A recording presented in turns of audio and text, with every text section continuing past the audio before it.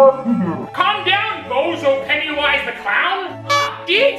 Hey, friend. Anyways, guys, as you can tell, there's no fights this weekend, which is weird because the first thing I said last week is we're gonna do these every week because there's a fight card every week. Boy, was I wrong! The arrangement we made, if that's okay with you, is we would talk about 4 of the biggest fights between 2 organizations, 3 organizations that are actually coming up. Is that okay with you? Shut up and do it! Well, fine! Oh, someone's got a real attitude problem here. Don't make me call Hector. Hector? That's his name? Sorry, just a weird name. I didn't expect his name to be Hector. I thought it would be like Hoyt. Anyways, the first big fight that we have is going to be on Golden Boy Productions. It's Oscar De La Hoya's attempt at gaining some leeway at being the new CEO, head honcho of the mixed martial arts world. Not happening, buddy. Especially when the fight that you're putting on the card is against 2 50-year-olds. You got the return of the Iceman and TITO, the Hunting Beach bad bitch, whatever, Ortiz.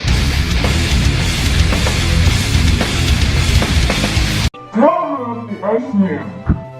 What is with you guys? That's what I'm literally doing. God, you made me do a job I'm doing! First of all, the last fight happened over 10 years ago, and the first 2 times they met, Chuck Liddell beat the hell out of Tito Ortiz to oblivion. I know in the recent years that Tito Ortiz has been far more active, coming off a fresh win against Chael Sonnen just a few years back in Bellator. Now this fight is, first of all, I don't like it, but second of all, it does make sense. I don't like it because it absolutely means nothing in the sport. They're gonna go in 2 against nothing. This is not a trilogy fight because technically the trilogy's already done. Best 2 out of 3, Chuck Liddell, what do you want, right? Okay, whatever. We know that Tito Ortiz is still active in training the likes of Chris Cyber, shoot the box! On a day-to-day basis at the punishment training camp. However, we have not seen what Chuck Liddell is doing behind the scenes. We don't know if he's still training or not. The fact of the matter is, he wants this fight more than ever, and he believes he never should have been retired, but Dana White pushed him out the motherfucking door. Because it's one of those fights that literally means nothing in the sport today, but it's kind of honoring 2 legends of the past. Oh, Iceman. I'm a fan of both of these guys, but the fact of the matter is, the outcome is going to be no different, except it's just going to be way fatter and way out of shape and way slower. The fight's probably going to end in the first round. These chins are not going to be the same as they were because they don't have the practice on them like they did back in the UFC days. This fight cannot possibly make it out of the first round. If it does make it out of the first round, it's going to be an absolute snooze fest. The next big fight we have Wanderlei Silva versus Rampage Jackson number 4.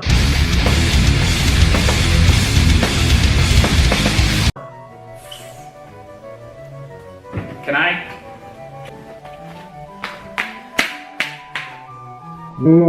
They get it! They get it! This is another one of those fights that shouldn't happen. It's 2-1 in favor of the axe murderer Wanderlei Silva. Now, Rampage Jackson is the fattest son of a bitch I have ever seen as a lately. He's put on an easy 60 pounds. Wanderlei Silva is one of my favorite fighters of all time. Now he's coming in fighting Rampage Jackson. Is the fight gonna happen? Is it gonna be fair? No, it's absolutely not gonna be fair. I'll tell you why. Rampage Jackson still has that big ass motherfucking head, and he has a huge damn chin, and he still has that 1-punch knockout power. However, his wrestling is garbage. But is Wanderlei Silva gonna take advantage of that? No! Because he likes to put his head down and just kind of club away like a moron. That doesn't work anymore. The interesting thing about these guys is they're both coming off a similar style loss against the same fighter in Chael Sonnen. But I'm telling you right now, this is not going to be the same Rampage versus Wanderlei that you saw in Pride Fighting. It's not going to be the same Rampage versus Wanderlei that you saw in UFC. They're both going to be fat, both going to be slow, both going to be out of shape. This fight could be very well over in the first 20 seconds because that's the style of these guys' fighters. You have Wanderlei that goes out with so much aggression! Kind of like the aggression I had after you and your dad kidnapped me. Hector! What kind of name is that? But nonetheless, Wanderlei has nothing to prove. It is 2-1. I'm very sad to say Rampage is still going to have enough chin power and enough 1-punch power to probably put the style of Wanderlei to sleep very, very quickly in their 4th outing. Do you love Shoot the Box?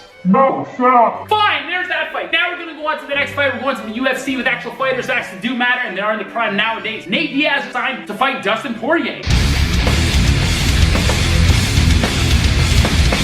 What? First of all, Nate Diaz said he was coming back unless he's fighting for the title shot or unless he had a big money fight. Nate Diaz is coming off a huge layoff against a guy that just peppered Eddie Alvarez the last UFC fight night. Dustin Poirier's got a lot of fire in him. This fight shouldn't be happening for many reasons. The reason is, in my opinion, when you're off as long as Nate Diaz, you shouldn't be still allowed to come back to the top of the mix. Poor Dustin Poirier got screwed off against fighting a title shot against Khabib Nurmagomedov, which is a bunch of boo hockey. I'm just saying boo hockey because you're... I'm assuming you're a kid.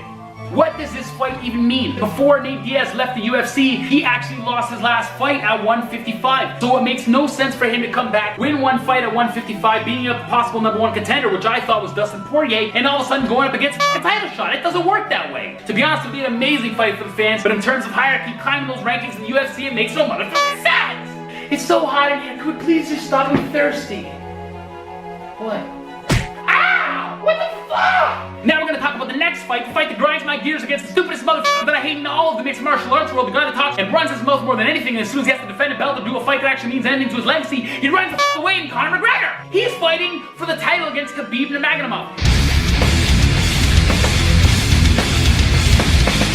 He should thank the fucking MMA gods and Dana White, stupid little sugar daddy, for leaving him in the UFC and not getting charged at that stupid felony act that you did in Brooklyn. You chopped people's eyes open with glass. Ray Borg may not fight again, you moron! He doesn't deserve a title shot. He can't fight once in the division for the title shot against Eddie Alvarez. Cool, he didn't deserve that fight, but it's a long story. Watch my old vlog to see what the hell I'm talking about to begin with. He runs because he's a pussy! And then he wants to come back, and now he's fighting Khabib Nurmagomedov for the belt. Oh, what risk is that, my friend? Because if you lose, guess what? You aren't the champion to begin with. But if you win, you get another belt, so all you stupid McNugget fans can say, oh, Conor McGregor's the best fighter of all time. But this really screwed Dustin Poirier. This shouldn't be the way the fight is. Now was the time to make the Nate Diaz versus Conor McGregor 3 fight. A fight that doesn't really mean anything in terms of climbing the rankings, but means everything in terms of getting those pay-per-view buys. But instead, you put him against Khabib Nurmagomedov, a guy that should be fighting Dustin Poirier. Dana White, you're a fucking moron. You have this shit all backwards and you get your head screwed on tight before I was gonna say before I kill you, but obviously this girl's standing here with these weapons and her dad's named Hector, they got all the weapons too. So frankly, they're gonna be doing killing if I don't do my job properly. I like these lights. You designed this place. But guys, that is it for the MMA rundown for this week. Stay tuned for my motherfucking vlog coming out this Friday, because you know the shit's gonna be fire! All I know is till the day I die, fucking Khabib time! Always, till the day I die, he's always my favorite lightweight in the world. And what? Stop playing around. Well, fine.